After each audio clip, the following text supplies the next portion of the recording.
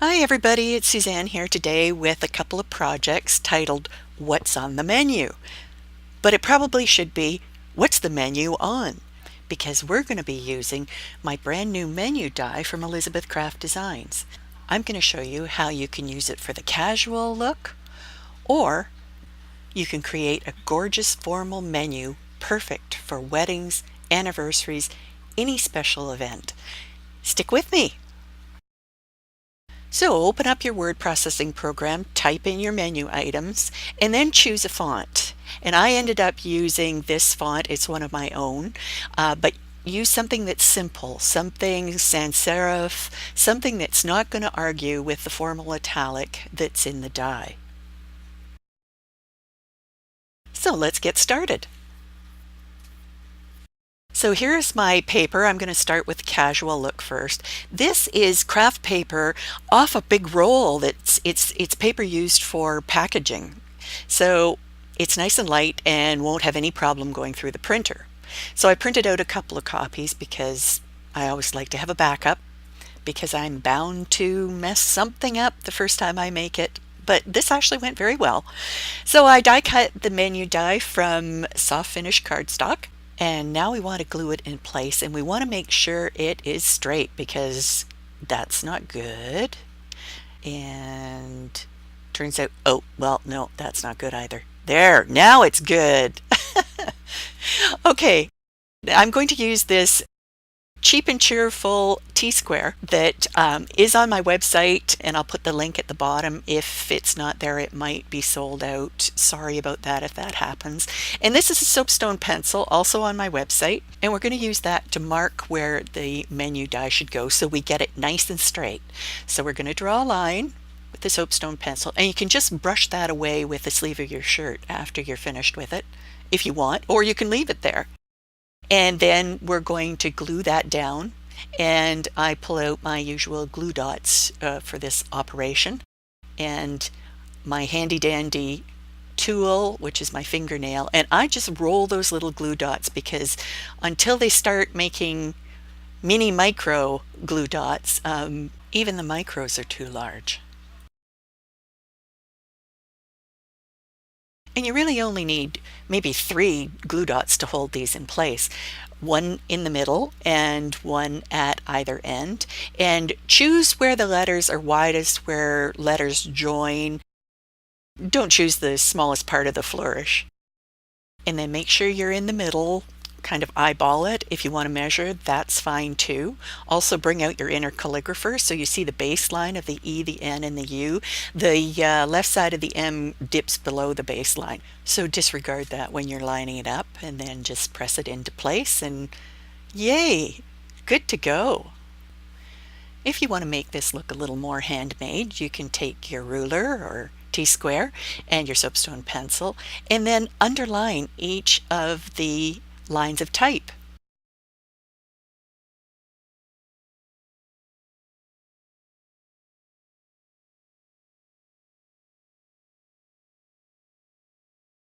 But if that's not for you, you could just underline the main titles, the appetizer, the entree, and the dessert, of course. And here's what my final version looked like. Now it's time for a really big confession. Did you notice the typo? You know, I didn't notice the typo until after I had finished this video. Bad Suzanne! Now we're going to move to the more formal look, and we're going to use my new long stem rose die, and it comes in 4 pieces. And we're going to get some color on here because it's looking pretty pale. So we're going to use Bundled Sage Distress Ink and Worn Lipstick, and we're going to use the ink blending tool. Just pop those on there. You can see that one's been well used. We're going to start with the green and sponge that carefully on to the die cut of the stem. And I just pounce to start.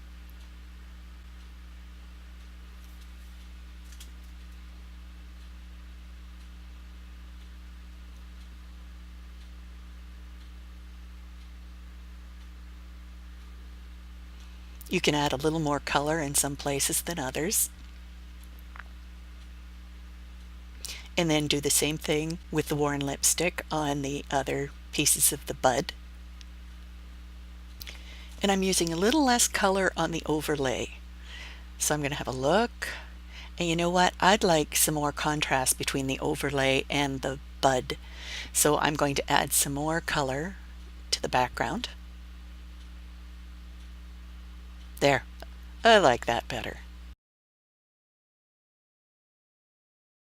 This die comes with an extra leaf, which I left separate, and you can use it or not use it. You can reposition it. You could cut the stem shorter if you wish. Just gives you more options.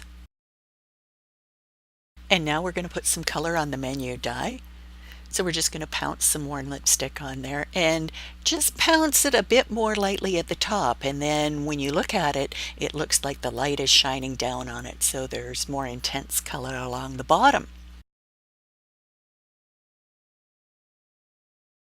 And now we're going to assemble the rosebud.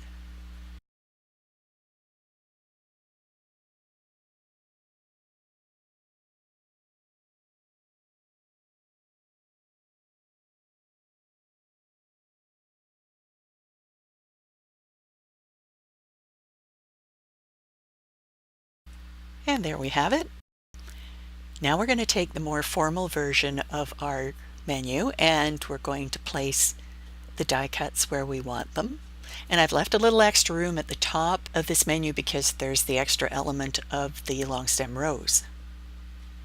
So this is how we're going to want them, and to make sure they're straight, I'm going to draw a line using my T-square and a pencil line this time, a really pale pencil line, because the soapstone pencil isn't going to show up very well on a white background.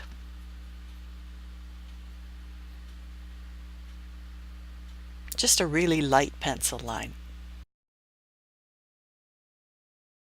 And now I'm going to use glue dots like they want you to use glue dots, and that is by actually pressing your paper into the glue dot that's still on the release paper, and that way you don't get any extra oils from your fingers or dirt on the glue dot, so the adhesion's a bit better, I have to confess. And then you want to center your long stem rose.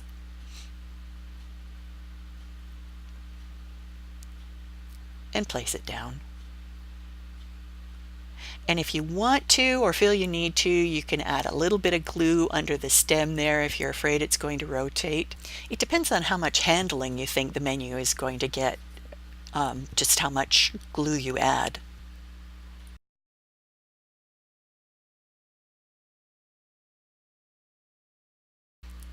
And yes, you could draw another line across there, but I winged it. And again, watch your baseline, and you can line it up with the stem of the rose. And there you have it. It's beautiful.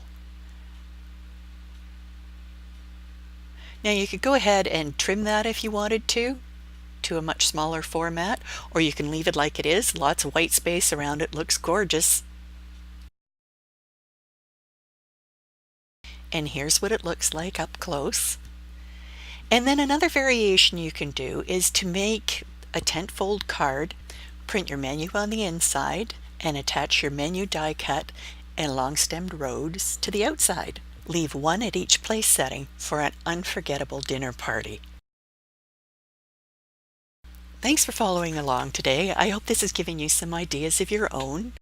There are some links in the description below and at the end of this video. If you'd like to learn more, click to subscribe, and make sure you click the little bell too so you receive updates when I post new videos. Thanks again. See you next time.